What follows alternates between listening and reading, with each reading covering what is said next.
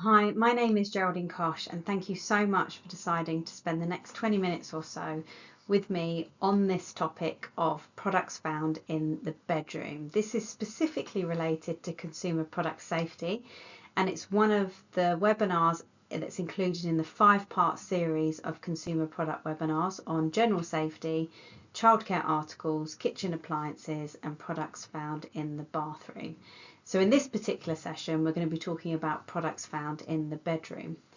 As warned about on the previous webinars or other webinars, which hopefully you've seen, I need to let you know that we will be talking about injuries or fatalities, which are also known as deaths, that are associated with consumer products. And I'm going to be showing you some videos that help illustrate or demonstrate how some of these incidents may occur, and also providing some product safety advice via these videos. So just a word of warning, please note that some of those you might find distressing, and I will have a warning on the slide when they come up. So as mentioned before, it was a little bit of a challenge trying to distill all the knowledge that I have in all the years I've been working in product safety, just to focus on a few things to cover in a 20-minute session. So there are lots of other products that you might find in the bedroom that could be hazardous, but we're just focusing on these six products or topics on the slide. So we're going to look at hot water bottles, window blinds, electronic appliances, hair straighteners, and tip over. Just to note, there's a warning on a particular video in the tip over section that some viewers may find disturbing, and also looking at safe sleep.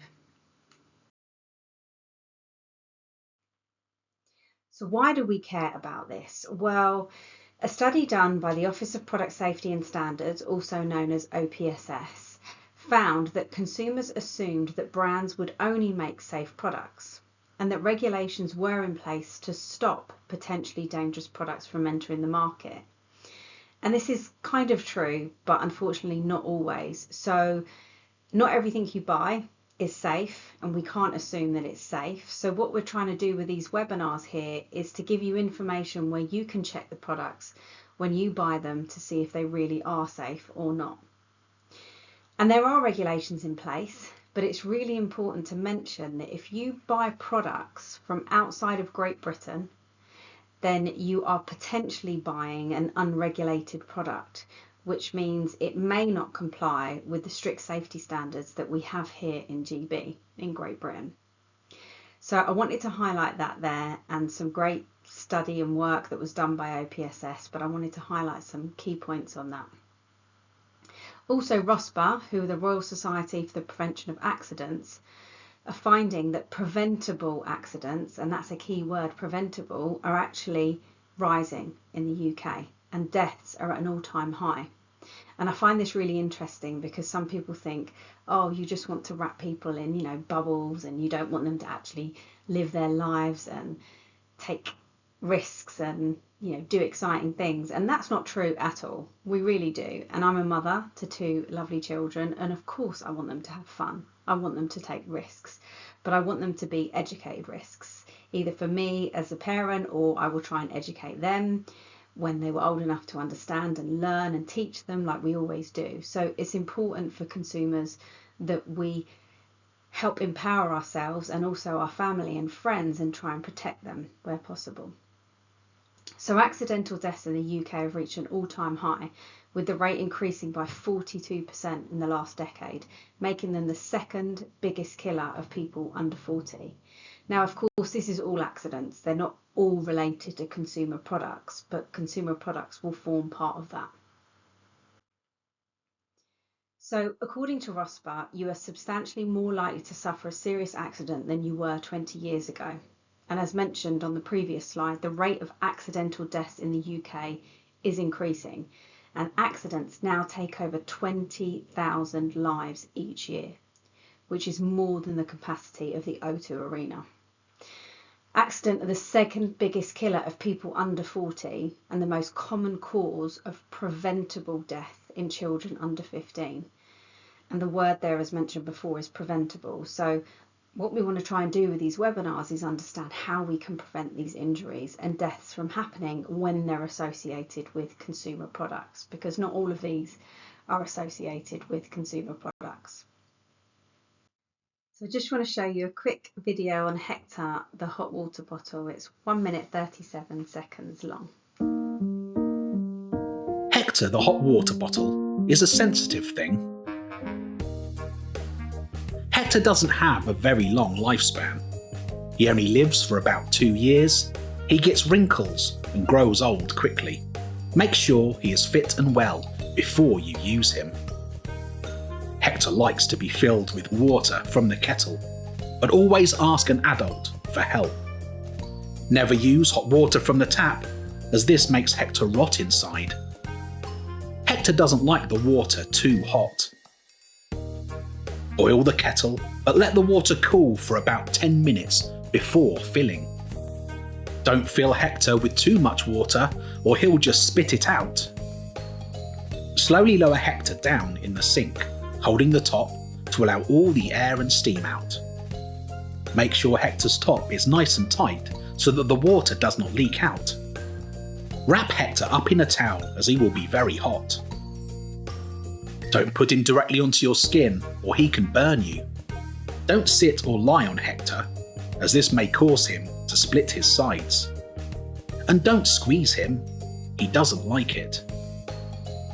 When Hector gets cold, make sure you empty him and place him flat nicely away so that he's ready to use on another day.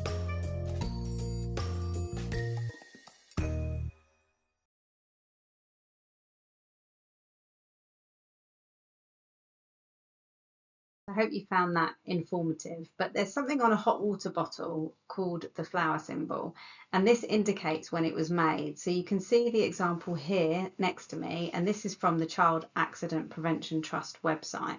So this means that this hot water bottle was made in 2021 in April. So you can see the kind of petals around the side. The first one would be January, February, March, April, and the little dots inside actually indicate the weeks. So it's very specific on when it was made. So it may take some time between the manufacturer and it arrives in the shop. So most reputable manufacturers guarantee a hot water bottle for 2 years from the date of purchase rather than the date of manufacturer.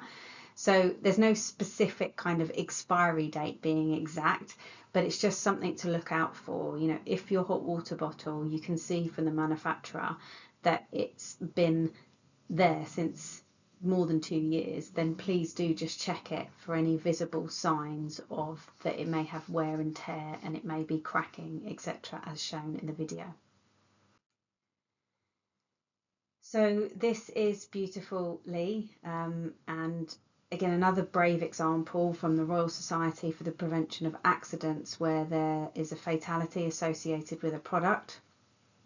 So in 2010, unfortunately 17-month-old Lee entangled in a blind cord and unfortunately died from that incident.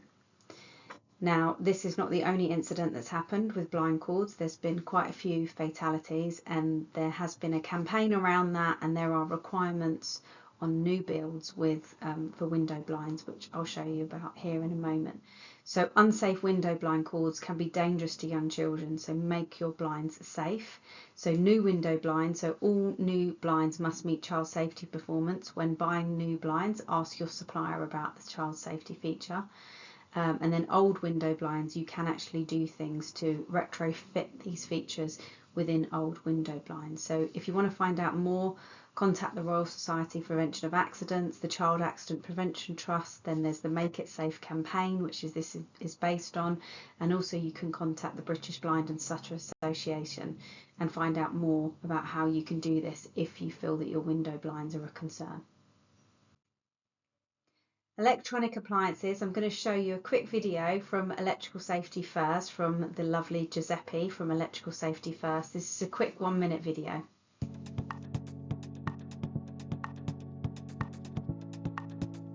So here is a hair styler that we've purchased from an online marketplace. Now if you look at this hair styler, you'll see that it comes with a plug that doesn't meet electrical safety standards. You can see that the plug is much smaller than a normal plug and it doesn't have a fuse. Now that puts the product at risk of fire and it puts you at risk of electric shock. The product comes apart without any tools. And in there are live parts, and we can demonstrate that by showing you that with our meter. So we'll plug it in and you will see that that is live. So make sure you buy your products from reputable retailers to ensure that you stay safe. If you want more tips of how to stay safe and avoid electrical safety hazards, visit our website.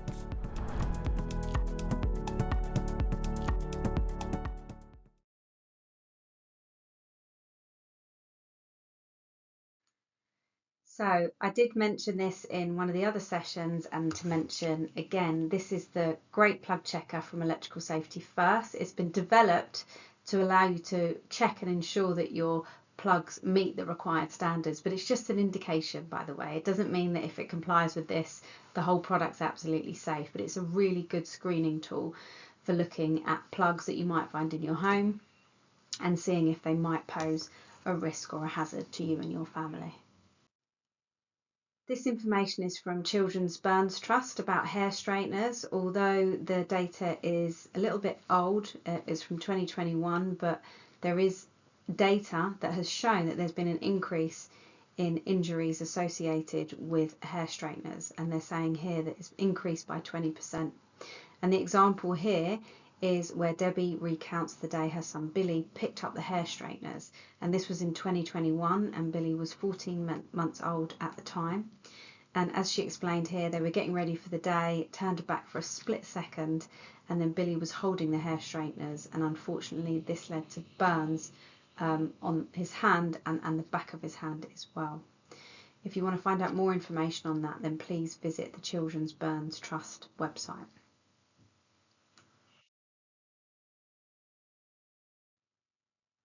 This is beautiful little Charlie. I've mentioned Charlie's house a few times, and Charlie's house was developed after Charlie, a 2-year-old who died when he attempted to climb the dresser in his home. So his wonderful family who I've met, Brett and his wife Jenny, parents, turned their tragedy into a mission. But I just wanted to explain this particular example here where tip over incidents can happen. And there are a few more examples that I'm going to show you, and then I'm going to show you a video on how these incidents can happen and how quickly they can happen. This is beautiful little Megan, who also at the age of 3 died when a dresser fell on her.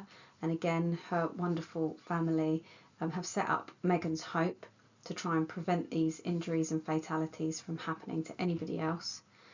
And then there's the beautiful Ted too, who his mother, Janet, also with the other parents here, have helped set up Parents Against Tip Overs so that other parents don't have to go through what they've been through.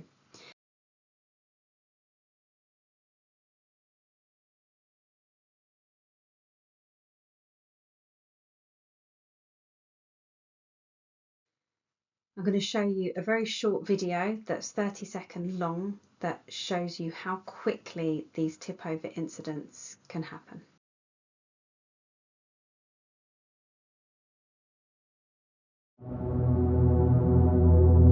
Pick out all your jammies.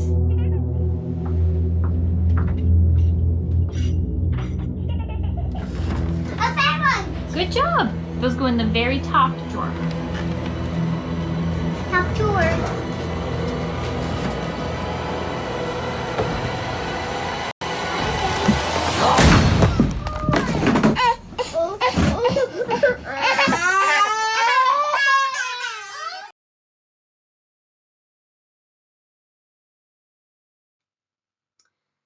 As shown by the previous slide and the video that was shown, it's really important to ensure that the environment that your children are safe, and that will include, anchoring where possible any storage units to the wall to ensure they don't tip over, and as well we saw TVs, so anything that can tip over on children, it's really important to ensure that you anchor those items. Then when it comes to the cot and the sleeping environment, the safest cot is a clear cot. Avoid letting pets or other children in the bed. Make sure they won't fall out of the bed or get trapped between the mattress and the rule.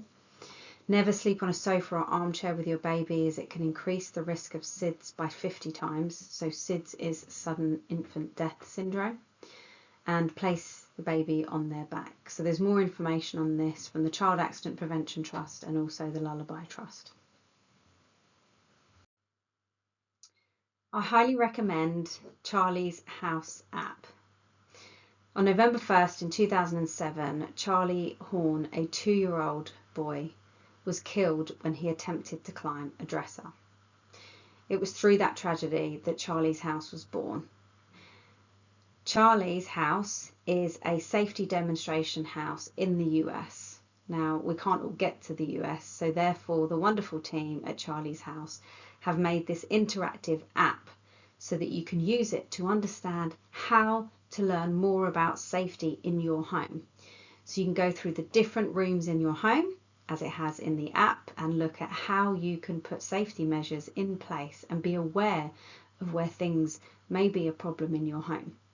And also it breaks it down in age groups as well, so you can look at different developmental milestones at when children get to different ages and how hazards may present themselves with various products or situations in the home. So you can scan the QR code and download the app and even work on it with your children, depending on how old they are, and get them to learn and engage and understand about product safety and home safety.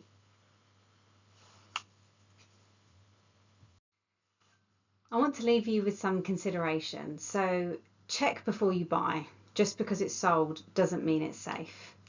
Think about who you're buying from. And I like to use the explanation of, if you're going to have a bit of a debate possibly with anyone, even personally or professionally, it's really interesting to see how they behave when you're having that debate or discussion. And I think this is the same when you're buying a product. So if I buy a product and then I have a question, or I want to find out, I've got a concern with a product, or I want to maybe perhaps send it back, or I think there's a fault with it, who are you buying from, and are they going to answer you when you do those things? So that's another reason why we talk about a reputable company. If you're buying from outside of Great Britain, it doesn't mean it's not necessarily going to be a safe product. Maybe it is. However, it may be considered an unregulated purchase. So the laws that we have in place here for consumer protection and for safety may differ from the country that you're buying it from. So it's really important to understand that and ensure you know who you're buying the product from. Act on any recalls or corrective actions, and any advice that's coming out from ROSPA, CAPT, any of the information that we've given you today, please do act on that. If you get information from a manufacturer or someone that you've bought a product from, please do act on those corrective actions. Look at product information, markings, address, instructions. Where is the address? Is the instruction in a language you understand? So if you're purchasing it here in Great Britain, it should be in English. What does the information and marking say? Is there an age warning on it? Then please do heed those age warnings and any markings that are on the product. Be careful when you're buying secondhand. You can check the manufacturer's website and see if it's been subject to a recall, but also some products might be safety critical.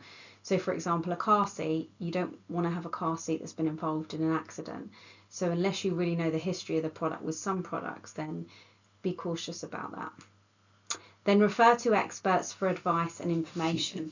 And who do we mean by these people? Well, let's have a little look.